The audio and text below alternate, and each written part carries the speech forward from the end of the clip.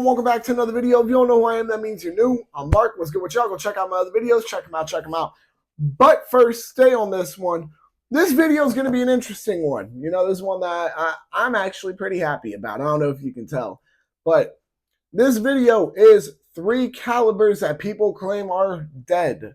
So some people might be wondering why I put, quotation marks around dead. For a couple of reasons. One, obviously, it's not an animate being, so it's, metaphorically dead. And two, because I personally don't believe that these calibers are dead. And I'm going to explain why. So, for starters, we are going to start off with 40 Smith & Wesson, probably the most popular out of the 3 that I'm going to name. Why do people believe 40 Smith & Wesson is dead? Well, there's varying reasons. However, the biggest one essentially is that law enforcement switched back to 9mm instead of 40 Smith & Wesson. So for some of y'all who might not know, law enforcement a while ago switched over from 9mm and 38 Special and whatnot to 40 Smith & Wesson because they wanted a handgun cartridge that delivered a bit more oomph. And they wanted a handgun cartridge that had more power to it, more stopping power. A lot of people have made claims that, since the police, not even recently, it's been well over a year or 2 now, but it's been a good couple of years since the police have switched back over from 40 Smith & Wesson to 9mm. People have claimed that now the 40 caliber is dead. And I could not disagree with you more. And here's why I say that. I have several reasons why. One, it is still in a lot of gun stores that I go to. There's no arguing that. And even if I can't find any in gun stores, that usually just means they sold out at the moment. That doesn't mean that it's, oh yeah, we can't get any more. It's just that they happen to all sell out. When you go online and look at prices of 40 Smith & Wesson, for a box of 50, you're looking at roughly $24, $25. So you're looking at 50 cents around at most, if not under. And while, yes, that is not the greatest price out there, that's also a pretty similar price to 380, pretty similar price to 45 ACP, and nobody is sitting there calling those calibers dead. So you see what I mean here? When we're talking about availability, 40 Smith & Wesson is very much so available. When we're talking about pricing, the pricing is about the same as other calibers that aren't 9mm and aren't 22 LR, so they aren't the cheapest handgun calibers. Now, another reason why I claim, or not even claim, why I know that the 40 Smith & Wesson caliber is not dead and probably isn't going to die out anytime soon is that if you take a look at the most popular handgun company out there, which whether people like to admit it or not is Glock, what's one thing you'll notice is that a lot of their 9mm handguns, you can swap out the parts with 40 Smith & Wesson, even 357 SIG if you really wanted to. However, you can swap a lot of parts out with your 9mm Glocks, so that way you can now shoot 40 out of it instead of 9mm. Perfect example, let's say hypothetically speaking, oh, well, the frame on your Glock 23 is cracked. It's not sitting there holding your mag in anymore. Okay, so let's go. You can't find any Glock 23 frame for whatever reason. You kept looking for a Glock 23 frame, but you can only find a Glock 19 frame or even a Glock 32 frame. Yeah, you'll be able to throw your slide, your barrel, and all on there, and it should work without a problem. Now, of course, there are, certain exceptions to that rule. There, you have to make sure that you have the, the correct extractor in there, or else you can eventually wear them down quicker over time, or even just have malfunctions as a whole. But my whole point simply is that, do I think 40 Smith & Wesson is dead? No, not at all. If anything, it's going to be the most popular out of the 3 calibers that I list on here. And it's not that these other 2 calibers are just unheard of or anything along those lines. They're very much so heard of. That's why I can sit here and claim that they're not dead. Now, moving on from 40 Smith & Wesson, the next one, and some people might even argue that this truly is the most popular on the list. However, I would very much so disagree. But number 2 is the 5.7 by 28mm caliber, aka the 5.7. So if you have not shot the 5.7 round, or at least if you haven't even done any research on it, because I will say my experience with the 5.7 round is minimal at best. I'm not going to sit here and act like I have a ton of experience with it. Truth be told, when I get my first 5.7 gun, y'all are going to be the ones to see it. And I promise you right now, it's not going to be cheap, but I'm still going to do a good review on it. So, regardless, I'm getting off topic here. Why do people believe that the 5.7 by 28 millimeter caliber is dead? Truthfully speaking, one of the biggest reasons why people make this argument is simply due to the fact that there aren't as many firearms chambered in this caliber. Now, the 5.7 round was originally created for the P90. Now, for those of y'all who are not aware, I mean, P90 is pretty freaking cool and all. You get a great capacity out of it, and that's something that you're going to see pretty much throughout all 5.7 handguns is that you get a pretty good capacity all throughout them. However, you just don't have that many firearms chambered in that caliber. Is this to mean that the caliber is dead? No.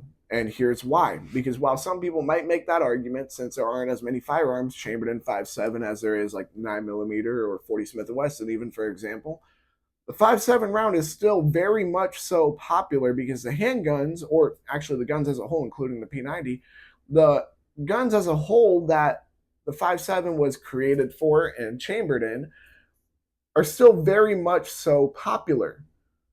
And that's what people don't seem to understand. I mean, of course, you got the P90. There's no getting past that. But next, you have the FN 5.7.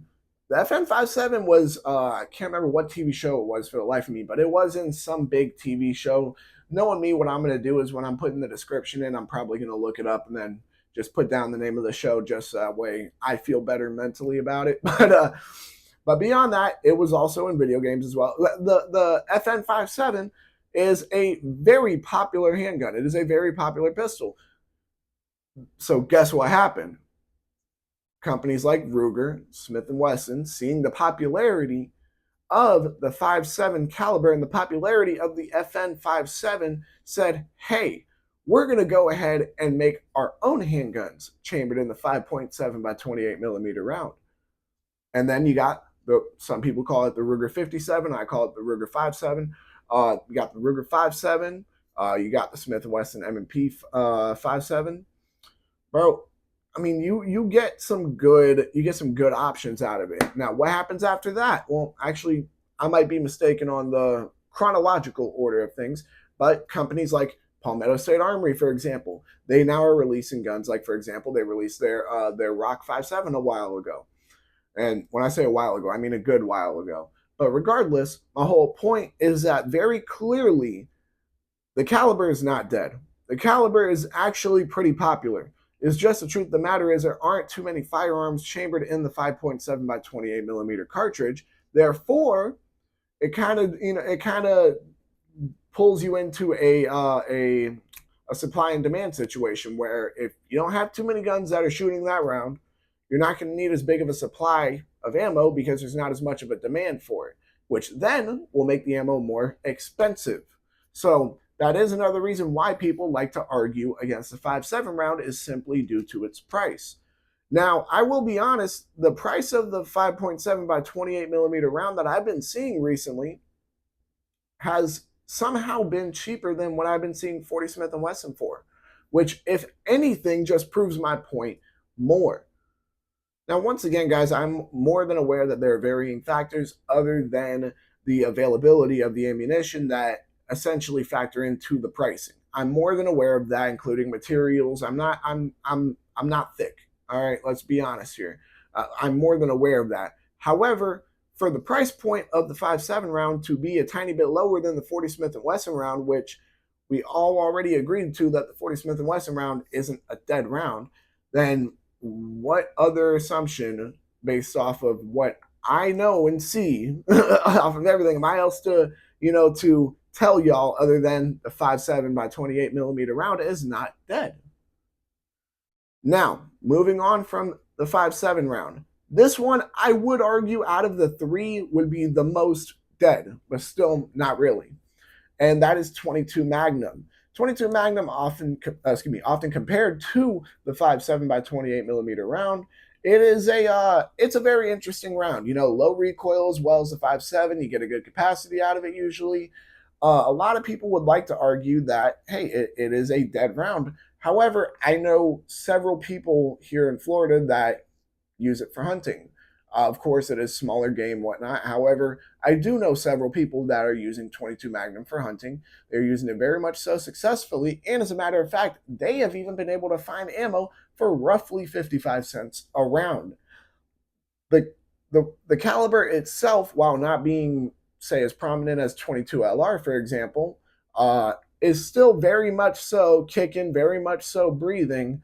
And the argument that people make, you know, saying that 22 Magnum is dead is essentially a similar argument to the 5.7 by 28 millimeter round. However, they have more of a point in there being a tiny bit less firearms chambered in 22 Magnum that are at least as popular as the firearms that are chambered in the 5.7 round as there are currently. So while I can see the argument for, okay, yeah, well, there's very few more modern 22 Magnum guns that, you know, I can hear the aspect of it. I can understand it. However, truth be told, when you look at availability, while, for example, 22 Magnum might not be as easy to come across in the gun store, it is extremely easy to come across online.